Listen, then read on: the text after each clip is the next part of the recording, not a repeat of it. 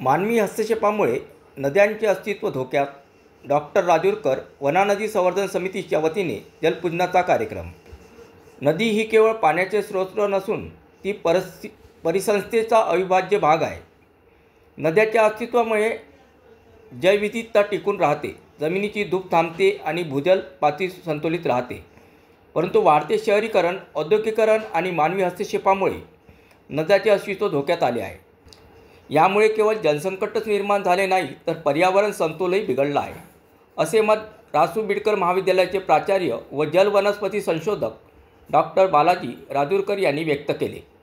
वना नदी संवर्धन समितीच्या वतीने वना नदी तीरावर संत गाडगेबाबा समाधीस्थळी समोरील परिसरात जलपूजन कार्यक्रम घेण्यात आला. यावेळी कार्यक्रमाच्या अध्यक्षीय भाषणात ते बोलत होते. कार्यक्रमाला तहसीलदार योगेश शिंदे, नायब तहसीलदार सागर कांबळे, पतंजली योग समितीचे अध्यक्ष वसंत पाल, नारायण सेवा समितीचे महेश अग्रवाल, प्राध्यापक खडसे, नगरपालिकेचे विशाल ब्राह्मणकर यांची प्रमुख उपस्थिती होती.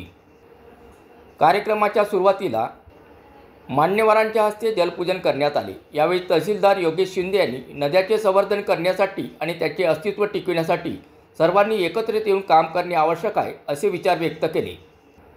कार्यक्रमात नदीविषयी कृतज्ञता व्यक्त करण्यात आली. यावेळी नदी संवर्धनासाठी सामूहिक जलप्रतिज्ञा घेण्यात आली.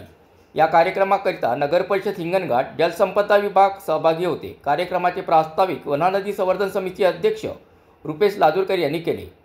संचालन सुनील डोंगरे यांनी केले. तुषार हवाईकर यांनी आभार मानले.